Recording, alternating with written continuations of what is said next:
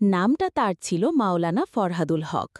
পটুয়াখালীর প্রত্যন্ত এক গ্রামে বড় হয়েছেন, কিন্তু কোরআন হিফজ শেষ করার পর চলে যান ঢাকার উত্তরা এলাকায় একটি মাদ্রাসায় শিক্ষকতা করতে। সুন্নতি লেবাস, গম্ভীর চেহারা আর মুখে সর্বক্ষণ কোরআনের আয়াত। লোকজন তাকে এক কথায় হুজুরদের হুজুর বলত।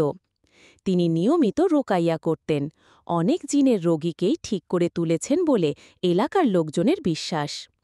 একদিন গভীর রাতে মোবাইলে কল আসে। অপর প্রান্ত থেকে এক নারী কণ্ঠ কাঁদতে কাঁদতে বলে, হুজুর, আমার ভাইটার ঠিক নাই, ডাক্তাররা কইছে শরীরে কিচ্ছু নাই, কিন্তু ও একা একা কোরআনের পৃষ্ঠা ছিঁড়ে ফেলে, রাতে গলায় পুরুষ কণ্ঠে কথা কয়, অথচ ও তো ছেলে। হুজুর একটু বিরক্ত হলেও রাজি হন। ঠিক করা হয় পরদিন ফজরের নামাজের পর রোগীর বাসায় যাবেন।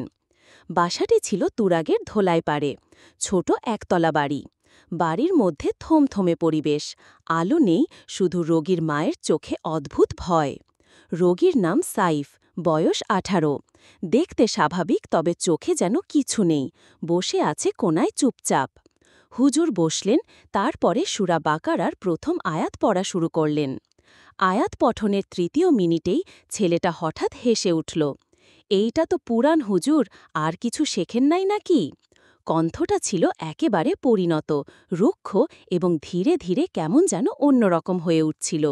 হুজুর থেমে গেলেন, তারপর বললেন, তুই যদি শয়তান হস, কোরআনের শক্তির সামনে টিকতে পারবি না। এখন থেকে সূরা ফাতাহ আর আয়াতুল কুরসি পড়া শুরু করতেছি। ছেলেটা আবার কথা বলে, কিন্তু এবার জিহ্বা একটু কাঁপে।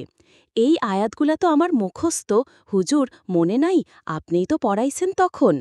হুজুর স্তব্ধ, কারণ কেউ জানে না তিনি 2009 সালে একবার এক রোকাইয়ার সময় ভয়াবহ ভুল করেছিলেন। তখন এক রোগীকে আয়াত পড়াতে গিয়ে তিনি এক আয়াত ভুল উচ্চারণ করেছিলেন। সেদিন রোগী চিৎকার করে বলে উঠেছিল, এই আয়াত ভুল, তুই তো ফাতেহা শেষ করিস নাই। এটা তার জীবনের লজ্জাজনক ঘটনা। কারো মুখে এই কথা শুনে হুজুরের শরীর ঠান্ডা হয়ে গেল। ছেলেটা হাসল, চোখের ভেতর এক ধরনের আলো, যেটা চোখ না বরং গর্ত মনে হয়। সে বলল, আপনার ভুল আয়াতেই আমাকে ছাড়পত্র দিছিল, এখন আপনি যদি আবার ভুল করেন, এইবার আমি ছাড়ব না। হুজুর হঠাৎ দেখতে পেলেন তার হাত কাঁপছে। তিনি আয়াতুল কুরসি পড়া বন্ধ করে দিলেন। চুপ করে ছেলেটার চোখের দিকে তাকালেন।